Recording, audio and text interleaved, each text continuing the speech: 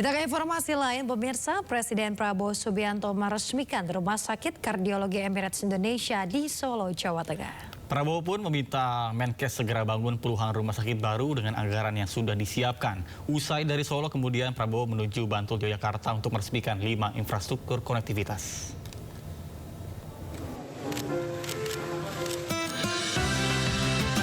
Presiden Prabowo Subianto meresmikan Rumah Sakit Kardiologi Emirates Indonesia yang memiliki peralatan canggih di Solo, Jawa Tengah Rabu siang. Rumah Sakit Kardiologi Emirates Indonesia dibangun atas bantuan Presiden Uni Emirat Arab Muhammad bin Zayed Al Nahyan dan merupakan bentuk persahabatan antara pemerintah Indonesia dengan Uni Emirat Arab. Presiden Prabowo Subianto meminta Menteri Kesehatan Budi Gunadi Sadikin membangun 66 rumah sakit baru se-Indonesia dan telah mengalokasikan anggaran untuk pembangunan puluhan rumah sakit baru tersebut.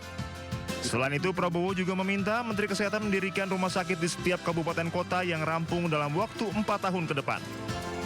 Menurut Prabowo, fasilitas rumah sakit di setiap kabupaten kota harus dilengkapi peralatan canggih layaknya di Rumah Sakit Kardiologi Emirates Indonesia.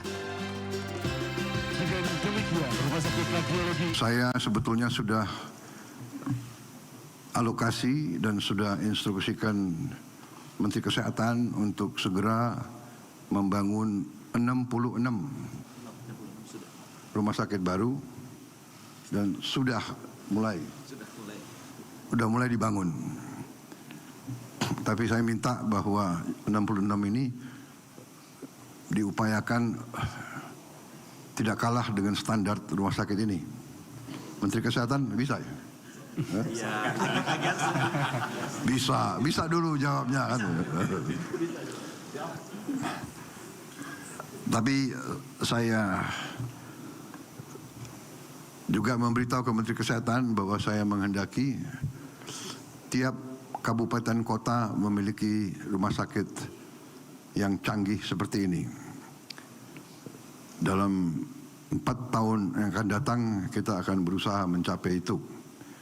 Kita berusaha, tapi yang jelas saya akan alokasikan biaya yang cukup besar untuk pelayanan kesehatan. Usai meresmikan Rumah Sakit Kardiologi Emirates Indonesia di Solo, Jawa Tengah, Presiden Prabowo Subianto meresmikan jembatan Kabanaran di Bantul, Daerah Istimewa Yogyakarta. Presiden berharap jembatan ini semakin mempermudah akses antar daerah setempat. Selain meresmikan jembatan Kabanaran, Presiden juga meresmikan jembatan Sungai Sambas di Kalimantan Barat, underpass Gatot Subroto di Medan, flyover Canguk di Magelang, dan underpass Joglo, Jawa Tengah. Tim Liputan Anyus melaporkan.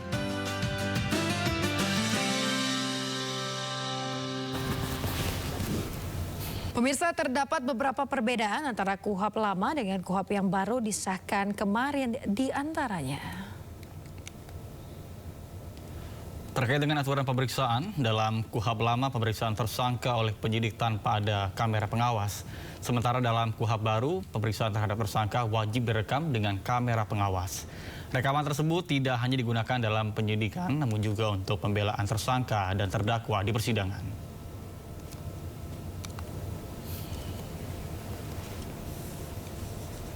Terkait penahanan, dalam KUHP lama penyidik bisa melakukan penahanan hanya dengan 3 syarat, yakni apabila tersangka dikhawatirkan melarikan diri, menghilangkan barang bukti, serta mengulangi tindak pidana.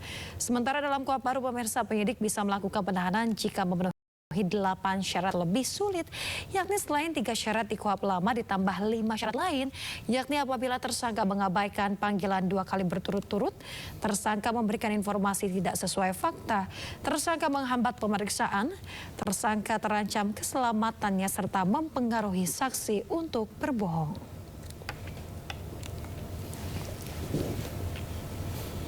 Pemirsa, Ketua Komisi 3 DPR RI Habibur Rahman mengklarifikasi adanya kabar bohong atau hoax di media sosial terkait peran polisi dalam Undang-Undang KUHP yang baru. Habibur Rahman menegaskan kabar bohong itu tidak benar dan aturan soal penyadapan tidak diatur KUHP baru.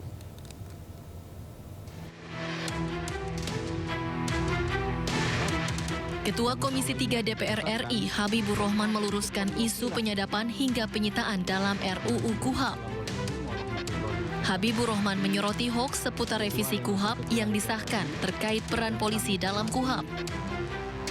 Hoaks pertama yang beredar yakni polisi bisa diam-diam menyadap, merekam, dan mengutak-atik alat komunikasi digital tanpa batasan soal penyadapan sama sekali yang tertuang dalam pasal 1 ayat 34 dan pasal 124.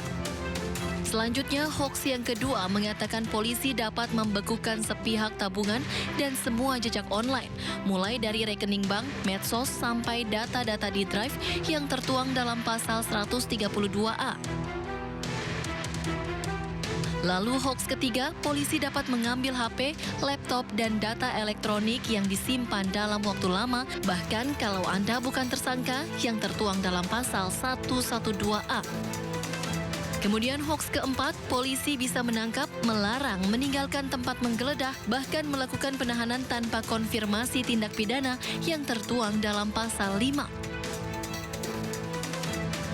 Terkait hal tersebut, Habibur Rahman menegaskan 4 kabar itu tidak benar adanya.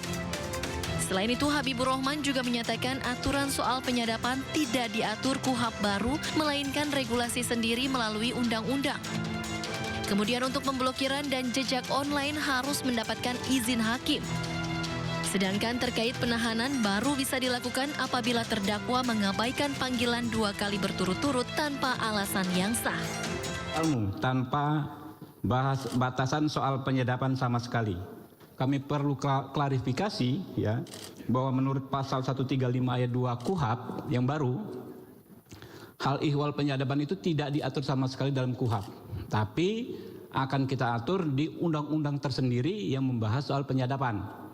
Sejauh ini kalau dari pembicaraan lintas fraksi di Komisi 3, hampir semua fraksi, bahkan semua fraksi menginginkan penyadapan itu nanti diatur secara sangat hati-hati dan harus dengan izin ketua pengadilan.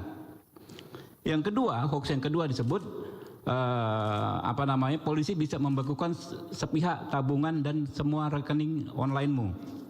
Kami perlu sampaikan bahwa menurut pasal 139 ayat 2 KUHP baru yang insya Allah ini akan kita sahkan, semua bentuk pemblokiran tabungan, kemudian data di drive dan lain sebagainya harus dilakukan dengan izin hakim, ketua pengadilan. Yang ketiga, hoaxnya disebutkan polisi bisa mengambil HP, laptop, dan data elektronikmu. Menurut pasal 44 KUHP baru yang akan kita sahkan, ya, bahwa semua bentuk penyitaan itu harus dengan izin ketua pengadilan negeri. Jadi tidak benar. Lalu hoaks yang keempat adalah polisi bisa menangkap, melarang, meninggalkan tempat menggeledah, bahkan melakukan penahanan tanpa konfirmasi tindak pidana.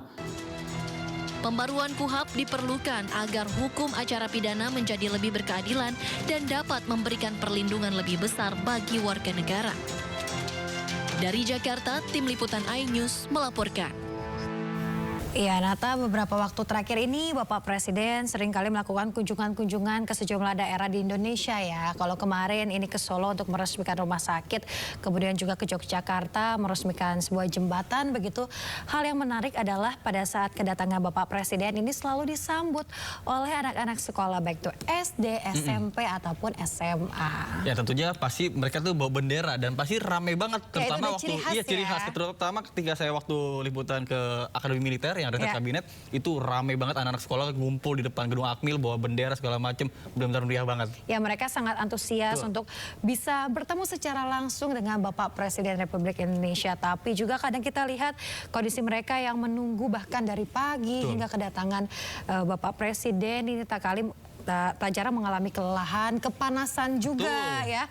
Melihat hal tersebut, Bapak Presiden Prabowo Subianto meminta untuk nantinya agar anak-anak sekolah tidak lagi dikerahkan menyambut kedatangannya saat melakukan kunjungan kerja ke daerah. Ya, jadi meskipun terkesan dengan sambutan masyarakat termasuk para pelajar, Presiden Prabowo juga prihatin karena banyak anak-anak sekolah harus berdiri lama-lama di teriknya matahari. Ibu, saudara-saudara, saya titip. Tadi saya mendarat dan dalam perjalanan ke sini, terima kasih saya disambut oleh rakyat dan banyak anak-anak sekolah. Saya terkesan, tapi saya kasihan juga mereka berdiri lama di panas. Sehingga saya minta Sekretaris Kabinet nanti tolong dibuat surat ke semua bupati, wali kota, kalau seandainya saya kunjungan kerja, mohon anak-anak sekolah tidak perlu nyambut saya di pinggir jalan.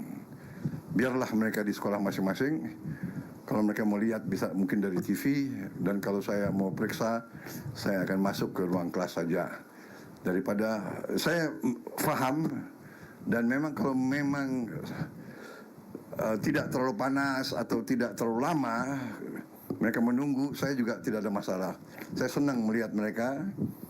Tiap kali saya lihat wajah-wajah rakyat, wajah-wajah anak-anak, itu saya juga tambah semangat, saya tambah muda karena energi dari mereka. Tapi saya kasihan kalau mereka tunggu lama di panas terik matahari, dan ini juga saya khawatir nanti bisa mengurangi waktu jam sekolah mereka.